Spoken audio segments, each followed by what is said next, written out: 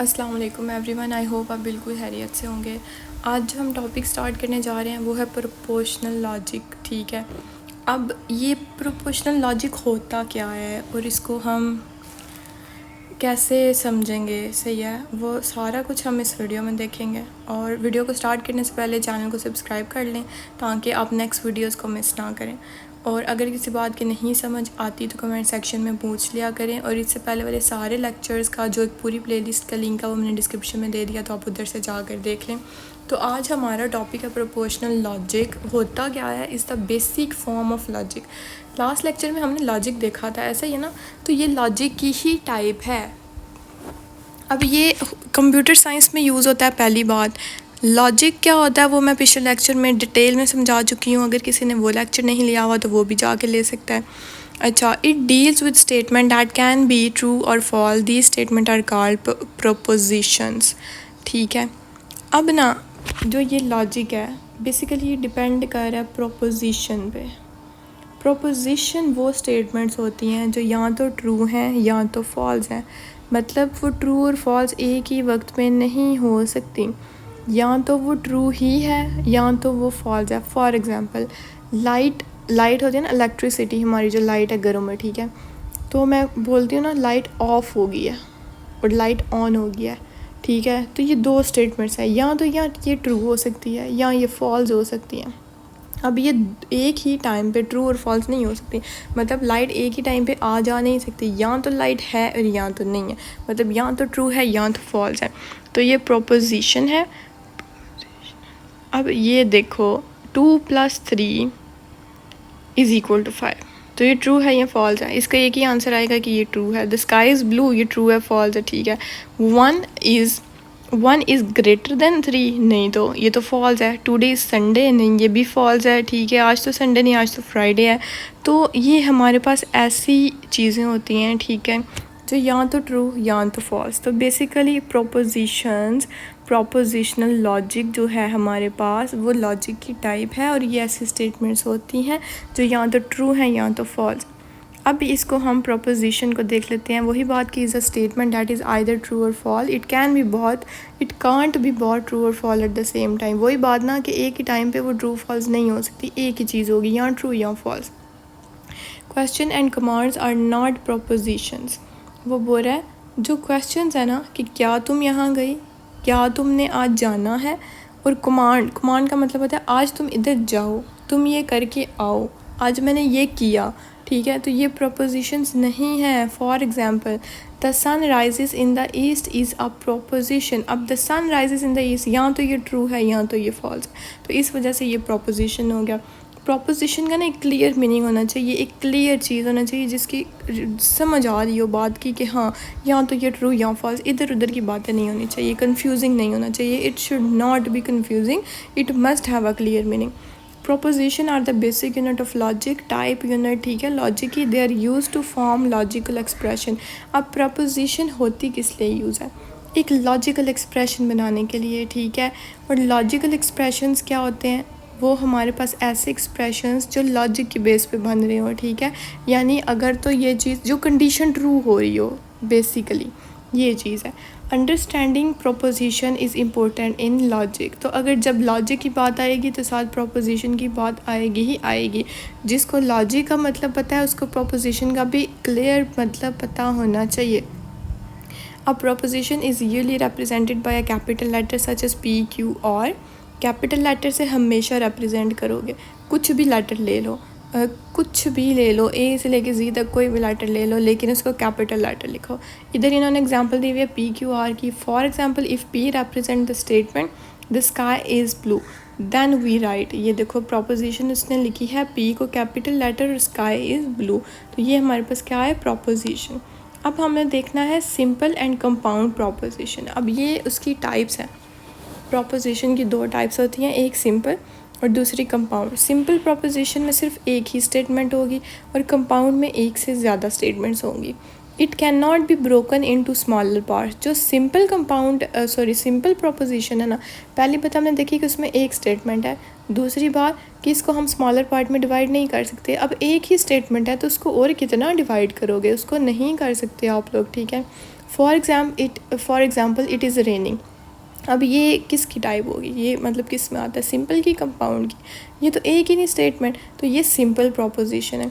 A compound proposition is formed by combining two or more simple propositions.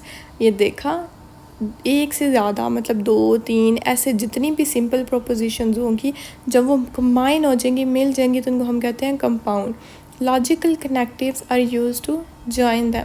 For example, ये example है जी compound की, it is raining and it is cold. अब ये देखो इधर 2 स्टेटमेंट्स आ गई, तो मतलब ये क्या हुआ, कंपाउंड प्रोपोजिशंस हुए, ठीक है।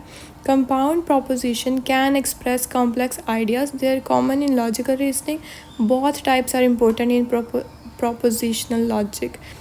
तो ये था हमारे पास, हमने देखा प्रोपोजिशन क्या होता है, सिंपल एंड कंपाउंड प्रोपोजिशन क्या होता है, टाइप्स। अब हमने देखना है लॉजिकल कनेक्टिव्स। इधर हमने ये देखा, इधर हमने पढ़ा था किधर गया, ये logical connective are use to join them, और ऊपर हमने एक चीज़ पढ़ी थी लॉजिकल एक्सप्रेशन।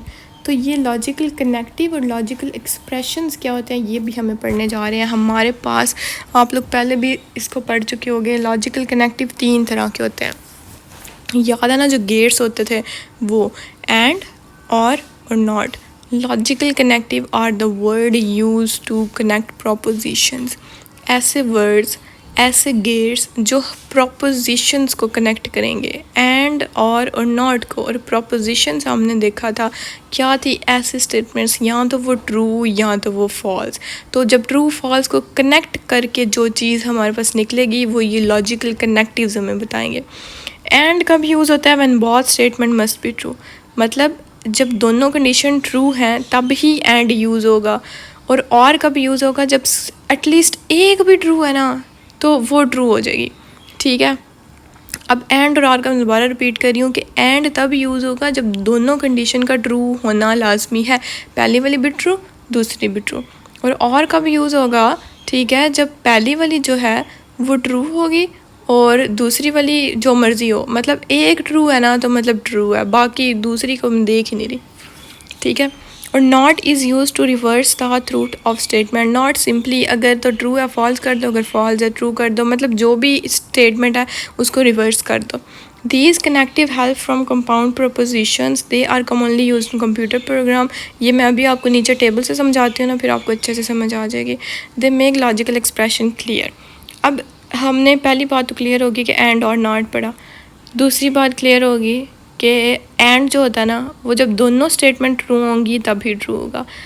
तीसरी बात जो और है, अगर दोनों स्टेटमेंट्स में एक भी ट्रू है ना, तो वो ट्रू हो जाएगा। और जो नॉट है वो रिवर्स कर देगा, ट्रू है तो फॉल्स, फॉल्स है तो ट्रू। ये मैं आपको इधर नीचे समझाती हूँ। ये देखा, सबसे पहले उन्होंने एंड बताया है। मतलब एंड में हमने देखा था जब दोनों कंडीशन का ट्रू होना लाजमी है, मतलब ये तब ट्रू होगा if both A and B are true. और ए और बी में से कोई एक भी ट्रू है ना, ठीक है, तो वो जो है वो ट्रू, और अगर दोनों ट्रू हैं फिर तो वैसे ही ट्रू, सही है। और जो नॉट है वो रिवर्स कर देगा। रिवर्स का क्या मतलब है कि अगर ट्रू है तो फॉल्स, फॉल्स है तो ट्रू। तो इसका ना बेसिकली मैं आपको इसी लेक्चर में ना थोड़ा सा बता देती हूँ ये एंड और नॉट, क्योंकि चलो नेक्स्ट में हम ट्रूथ टेबल तो पढ़ेंगे ना, लेकिन वो नेक्स्ट लेक्चर में बताऊँगी। मैं इधर से थोड़ा सा समझाना चाह रही हूँ आपको। सबसे पहले ना आपने एंड में देखना है, ठीक है। एंड में मैंने आपको क्या बताया कि जब दोनों कंडीशंस ट्रू होंगी तब ही ट्रू होगा। ये देखो, एक कंडीशन है ये, एक कंडीशन है ये बी, तो ए ट्रू है और बी ट्रू है, तो एंड का आंसर क्या है, ट्रू। अब ए ट्रू है लेकिन बी तो फॉल्स है, इसका आंसर क्या आएगा। हमने देखा था ना एंड में जब दोनों ट्रू होंगे तब भी ट्रू आएगा, तो इस वजह से यहाँ पर सिर्फ एक ट्रू है, तो इसका आंसर फॉल्स आ गया। अब यहाँ फॉल्स, यहाँ ट्रू, अब यहाँ भी सिर्फ एक दफ़ा ट्रू है, तो इसका आंसर फॉल्स आ गया। और ये फॉल्स फॉल्स तो वैसे ही फॉल्स रहेगा। एंड की समझ आई कि जब सिर्फ दोनों कंडीशन ट्रू होंगी तब ही। अब फिर मेरे पास 2 स्टेटमेंट है, अब मैं करने लगी हूँ और। अब आपने इस वाले बॉक्स को देखना है, और वाले को, ठीक है। तो और में हमने पढ़ा था अगर एक भी ट्रू है ना तो ट्रू, तो ये ट्रू ट्रू, क्या आंसर आएगा, ट्रू। फिर ट्रू ट्रू, अब इसमें ट्रू और फॉल्स है, तो एक ट्रू है तो इसका आंसर क्या आएगा, ट्रू। फॉल्स और ट्रू है, एक ट्रू है, इसका आंसर क्या आ जाएगा, ट्रू। फॉल्स फॉल्स है, मतलब यहाँ पर ट्रू नहीं है, फिर मेरा आंसर क्या आएगा, फॉल्स, क्योंकि इधर एक भी ट्रू नहीं है। आई होप आप लोगों को समझ आ गई होगी। ट्रूथ टेबल में है, बाकी ज़्यादा एक्सप्लेन करूँगी नेक्स्ट लेक्चर में। अब नॉट में क्या करेंगे, नॉट में आप सिंपली ये ना, नॉट सिर्फ एक स्टेटमेंट का होता है, नॉट दोनों स्टेटमेंट का नहीं होता। ये देखो लिखा हुआ है नॉट ए, अब यहाँ नॉट ए में ट्रू है तो ये फॉल्स, ये ट्रू, ये फॉल्स, ये फॉल्स, ये ट्रू, ये फॉल्स, ये ट्रू, मतलब ये रिवर्स कर देगा। ट्रू है तो फॉल्स, फॉल्स है ट्रू, ट्रू है फॉल्स, फॉल्स है ट्रू, ऐसे करके। और अगर मैं नॉट बी करूँ तो ये ट्रू है तो इधर फॉल्स आ जाएगा, ये फॉल्स है तो इधर ट्रू आ जाएगा, ये ट्रू है इधर फॉल्स आ जाएगा, ये फॉल्स है तो इधर ट्रू आ जाएगा। ठीक है, तो ये था हमारा आज का लेक्चर। आई होप आप लोगों को समझ आ गई होगी। नेक्स्ट लेक्चर में हम ट्रूथ टेबल को देखेंगे। चैनल को सब्सक्राइब करना ना भूलिएगा, दोस्तों के साथ भी शेयर किया करें। नेक्स्ट वीडियो तक अपना ख्याल रखें। अल्लाह हाफिज़।